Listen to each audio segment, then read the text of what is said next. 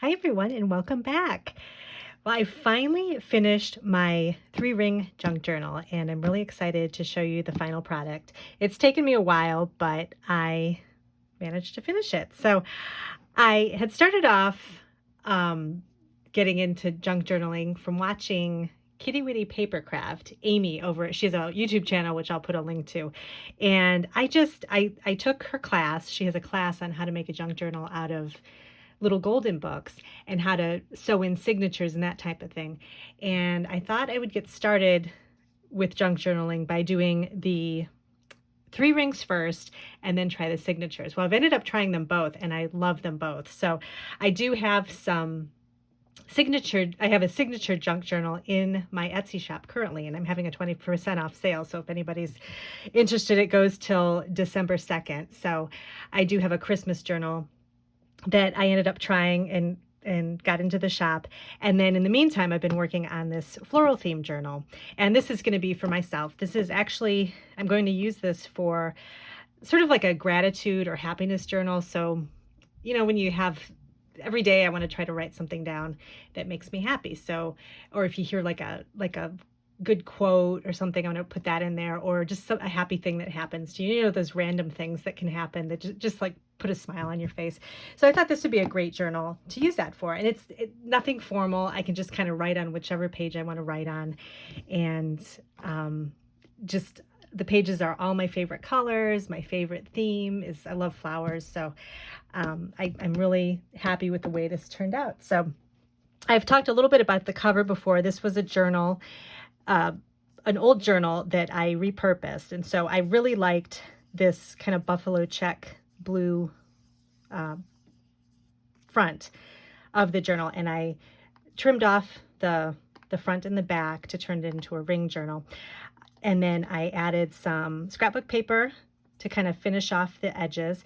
And I also used some burlap paper to kind of make a nice little edging along to kind of cover up the seams between the scrapbook paper and the cover of the journal. So that's the front. The back is the same. I ended up putting this piece of scrapbook paper on upside down. So I'll be talking a little bit more about some more lessons learned, but that's one of them. Don't forget to have your scrapbook paper facing the same way, but it's not a big deal. But if you just notice, this is kind of, the strawberries are kind of going one way on this side, and then on the other side, they're going the other way. So anyway, and then the front of it, I decorated with some Maggie Holmes ephemera. And it's kind of funny. A lot of times when I'm cleaning up my craft room, I'll put things away up in the attic that I feel like, oh, I'm never going to use again. Maybe old scrapbooking stuff from a really long time ago that I think is outdated. And I recently went up to my attic and kind of went through the stuff again. And now that I'm into junk journaling, everything is new again. So it's like I went shopping in my attic and I brought everything back down again. So I'm going to have a video showing you my new kind of organization system for my journaling supplies, because I'm just really enjoying this. It's so much fun. It's a great sort of other thing to do besides card making. Like I said before, I love card making, but it's nice to have like other things to go along with it. And I feel like it also helps me with my scrapbooking. I think with journaling or making journals, you don't have that need to have to add pictures and kind of figure out where the pictures are going to go. You can just enjoy working with the paper. And that's what I've really been enjoying about junk journaling. Plus all the little vintage aspects of it too, the nostalgia. I love adding those little pieces as well. So let's go ahead and start the flip through. So I'm not sure how many pages this is. I had pulled all my paper before, and I have a video that I'll link to where I kind of show you how all the stuff that I chose. So I took everything that I thought I wanted to put in the journal, and I made a Pinterest board of some ideas and some colors and design things and that kind of stuff. And then I pulled what I had from my papers and embellishments, and just more than I needed. But I ended up using quite a bit of it. So it's pretty thick. And so I started off with, I just kind of decorated the inside. This is scrapbook paper too. I'm not sure if this is from Basic Gray, I think, just an old little chipboard piece, but it says happiness on it. And I thought that was perfect because it's going to be a happiness journal. And so I just kind of started off with adding, I have this little card here. So I just used ephemera cards. I have a few book pages. I had a lot of scrapbook paper that had writing on it that would be appropriate for a journal like this. So this is my first attempt at cluster embellishments. Like I said, I enjoy watching Amy at Kittywitty Papercraft, and she has a great cluster tutorial on how to do little clusters for your junk journals. And I thought I'd try a few. So I grabbed some things that were going to match my journal, and I just made a few clusters, and I like the way these turned out. So I decorated a few of the pages with those. I made sure I included a lot of lined paper. I've got some washi tape. So I kind of kept the theme sort of floral, blue and red. This is like a little pocket. This is a little envelope. I had a really old kit from Paper Tray Inc. It was the Make It Market Nostalgic Notions kit. I think this was from that. She had like some stationery that you could cut out and make little envelopes and things with. And so I made a little envelope from the paper, and then I found these little Velcro tabs from Amazon. They're like the little hook and loops. So there's one thing that's got the hook and one thing that's got the loop. So these are the loops or the hooks. I forget which is which, but anyway, I like how they're circles and you can add them. So when I do little flip books or little flaps that open and close, I can add these they're self-adhesive Velcro pieces. So I thought that was fun to add to the little envelope. And then this is I've been kind of collecting little vintage postcards and vintage greeting cards. And this is a little vintage tag that I have, and I just popped it in here. And I may put some, like a little memory or little thing I'm happy about on that page. And then these are just papers that I've had for a long time. I tried to add a lot of texture, so I have this page. It's kind of an embossed, pearlized paper. And then this is just a little flip page I made with it. This is an old playing card. I made pockets too, so I've got pocket here I can put. I want to save, if I find some fun memorabilia or something, I'll put that in here too, just stuff that's kind of fun and makes me happy. I'll add. This is a little book page. Again, the theme's about gardening and flowers, so I kind of tried to keep everything cheerful and bright. And I'm realizing as I was making this journal, that I think my style kind of goes along the lines of like kind of the cheerful, bright colors and kind of the homey things. So things like cooking, gardening, some fashion, reading, that kind of thing. So I think in my future journals, that's kind of going to be what I'm going to be going for. So just have some trim here. And then just some of my favorite paper. I love this is from Felicity Jane's Lola collection. I have a ton of this, and I just love these flowers. And this is some really old Heidi Swapp paper.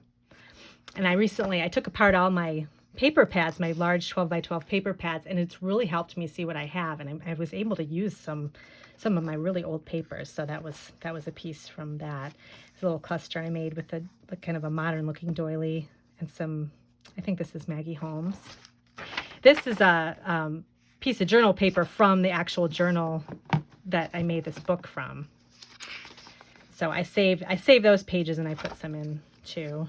These are just some fun little tags and things. Another pocket I made. And then I like this page. I had this burlap bow, just a random bow, and I liked this paper because it kind of had the writing on it, and it was kind of like old-timey looking. But then I put the bow here, and it's a nice bit of texture on it, and it goes perfectly kind of along this diagonal here. So I tried to find things that had writing, that little quotes that would kind of go with the theme. So the little things are often the biggest things. Again, things that make you happy. I just added some lace trim. Blank pages, I kind of tried to leave a few blank pages, but I'd add little decorative things along with it.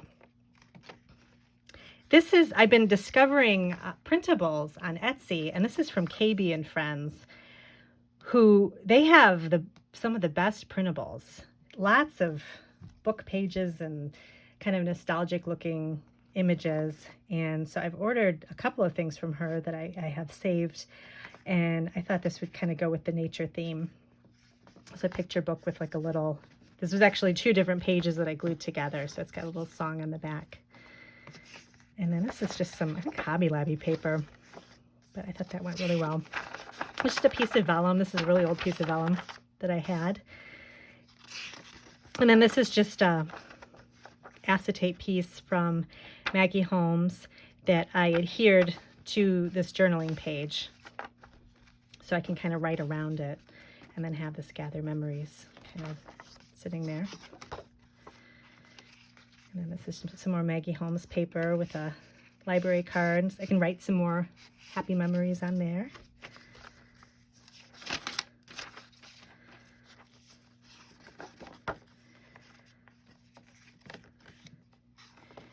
And then this is just a little border I made with some ribbon that I had.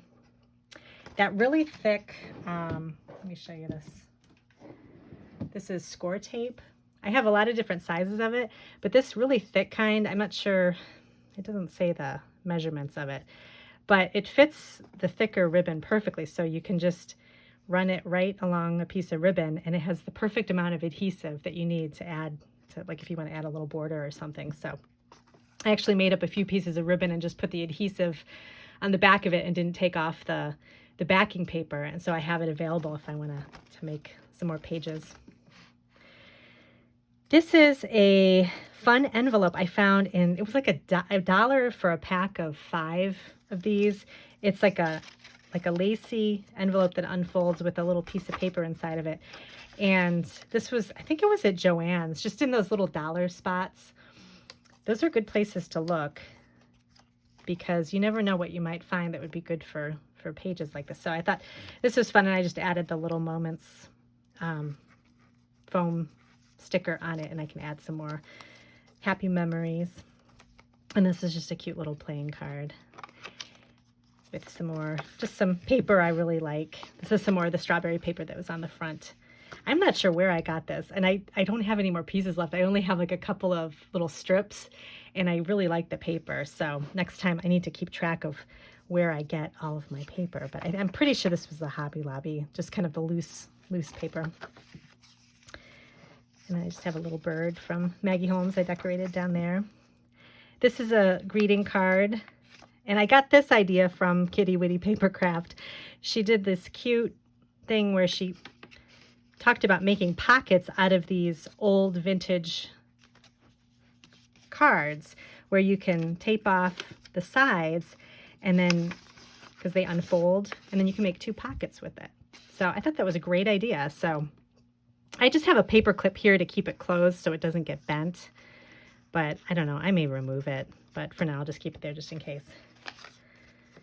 And then this is another one of my cluster attempts that I made.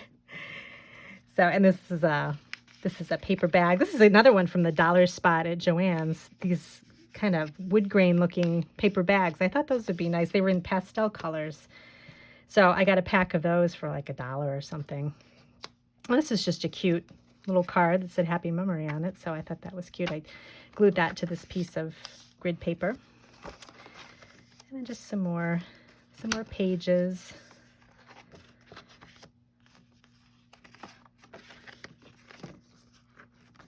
And this is my other, I think this is my favorite cluster with the little milk cap and the little strawberries. I thought that was cute. I think I need to adhere this a little bit better. So I have to do that later. And any of the book pages I put in here were just kind of floral themed or garden themed. This is a postcard that it's actually not vintage. I got it from, I found it on Amazon. You could get these pack of postcards that were copies of vintage greeting cards, and they're really cute. There's a bunch of different images that are kind of this sort of old looking, vintage type greeting card. And there's a couple of, I probably like 5 or 6 different styles, and they're just postcards. They're not actual cards, but I still think they work great for journals. So So that was a good find. I think I just typed in vintage greeting cards and this came up. So you never know what you're going to find on Amazon. So this is, I like this house paper. And then I added, this is old Pink Fresh Studio, some words. And this is some old, I want to say basic gray. I think it is. Some old pieces from there. It's just another older postcard. So I have lots of places to write. And that's the end. So I'm really happy with the way this turned out. And like I said, I was going to mention a couple of lessons learned. I loved the cover. However, I think it was just a little too thick to use with I used my Crop-a-Dile little chomping thing to make the holes, but it's still like when I would put the Crop-a-Dile, you run it down like through try to get it to where you want to punch it. It kind of scratched the chipboard here and made a mark, which is why I had to I covered it up with some paper. But it ended up looking okay. But I think it was so thick, I used some eyelets, to kind of finish off the holes a little bit right here. And the one eyelet kind of popped off. I think it's a little too thick. So I either have to find different size eyelets, or I might just next time have a thinner chipboard for the cover. I don't think I need something this thick, but I like the design so much. I thought I would just try it, but that's okay. It's just for me to use, and so it's not gonna really matter. Oh, another thing that I learned was going back to Amy Kittywitty Papercraft. She has a tutorial on choosing your pages for ring-bound journals. And this has taken me longer than I thought it was going to, because I couldn't figure out how I wanted to order my pages and what pages I wanted to use. And she's got a great system that kind of helps you get started. So you pick, you make like 10 piles of 5 things or something like that. And then you just pull from each pile the different types of book pages. So if you have scrapbook paper, a book page, a piece of ephemera, a larger piece of ephemera, and you like grab from these piles, and then you make little sections of little piles of pages. You have like 10 piles of 5 pages, then you put the whole book together. So I'll put a link to that, because once I followed that, then I was able to move through making the junk journal really quickly. And then once you get used to doing that, you can kind of make it your own and, go back and add things, or do a different order, whatever works for you. But that I kind of needed some help getting started, and that was the perfect tutorial for that. So anyway, that is my junk journal. So I'm really happy with this. I'm curious to know if you want to put in the comments, which do you like better? Do you like ringed journals, or do you like the signature journals? Because I'm trying to figure out what to make next. And I was thinking about maybe making some more for my shop, and I like doing them both. So either one, but I'm just curious as to what people liked better and maybe why. I do like the ring journals because you can add more pages. So if I want to, if I find something that I want to punch holes in and add to make a page, it's so great. You just undo the rings, and these are 1 3/4 inch rings, so they're a little bit bigger. I bought a pack that had the different sizes, so there's actually a bigger size too. I think 2-inch rings. Those are pretty big, but then the other ones, the 1-inch rings, were a little too small. So I thought this was a good size, and it gives room to grow if I need to. But yeah, let me know what you think, if you prefer the ring journal or the signature journal. So I'm going to keep practicing, and I'm getting some ideas. I've put together some more Pinterest board ideas on the next journals I'm going to make. So I'm excited about that. So thanks so much for joining me today, and be sure to check out the journals that I have in my shop right now. And I also have some Christmas things, and I will see you in my next video. Thanks.